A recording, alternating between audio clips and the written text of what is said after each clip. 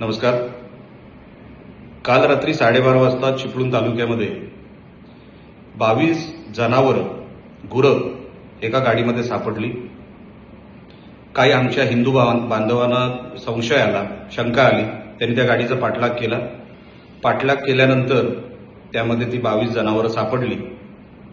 बाहेर काढत असताना त्यापैकी 3 गुरं ही गंभीर जखमी होती, बेशुद्ध होती, उठूही शकली नाही. अशा अवस्थेमध्ये त्यांना मेडिकलसाठी पाठवण्यात आलं. आता जवळपास 24 तास उलटून झाले. जमावाने पोलिसांना बोलवलं. पोलिसांनी ते हँडओव्हर घेतलं. अजूनपर्यंत FIR झालेली नाही. आणि ज्यांची गाडी आहे, जो कोण इक्बाल आणि काही त्याचा पार्टनर रिजवान, ही त्या लोकांची गाडी हे सगळ्यांना माहिती आहे. ह्या अगोदर पण तस्करीच्या मॅटरमध्ये ह्या लोकांना ह्यांच्यावर केसेस झालेले आहेत, बेलवर बाहेर आहेत. असं असताना तीच लोक आहेत, तीच गाडी आहे. ह्यांची काम करायची पद्धत म्हणजे ते जुन्या पिक्चरांमध्ये जे काही स्मगलिंग व्हायची ना, त्या प्रकारे पुढे 2 गाड्या, मागे 2 गाड्या आणि मधोमध ही जनावरांची गाडी, अशी ती ताफ्यासकट ही असे व्यापार करतायत, असे हे धंदे करतायत. ताफ्यामध्ये चालले. पोलिसांना तिकडचे DYSP आहेत, त्यांच्याशी मी बोललेलो आहे. कडक कारवाई आपण करा, नाही केली तर आम्हाला कायदा हातात घ्यावं लागेल, हेही मी त्यांना सांगितलेलं आहे.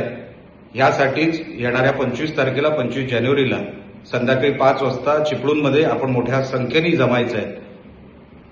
आपण गोमातेचे भक्त आहोत. आपल्याला आपल्या नजरेखाली हे जर असं होत असेल, हे कुठेतरी थांबलं पाहिजे.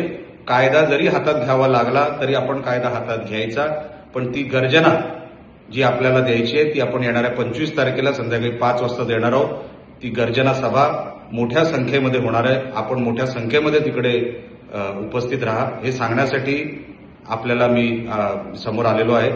हे सगळे प्रकार, ही कशी तस्करी होते, कशी घेऊन जातात, कोण कोण आहेत, हे इक्बाल कोण, हा रिजवान कोण, हे सगळे जे कोण आहेत ना, ह्यांना कायद्याची भीती आहे की नाही आणि त्यांची पद्धत काय स्मगलिंग करायची, तस्करी करायची, हे तुम्हाला मी त्या सभेमध्ये सांगणार आहे. पोलिसांनाही जर माहीत नसेल तर त्यांनाही काही गोष्टी मी सांगणार आहे. आणि येणाऱ्या अधिवेशनामध्ये ह्याच्यावरती कडक कायदा करावा किंवा मोका कायदा करावा. जे जे गो हत्येच्या ह्या तस्करीच्या मॅटरमध्ये आहेत, या धंद्यात आहेत, त्यांच्यावर मोका लावावा, ही मागणी मी सभागृहात करणार आहे. येणाऱ्या अधिवेशनामध्ये आपण सगळ्यांनी येणाऱ्या 25 तारखेला 5 वाजता चिपळूण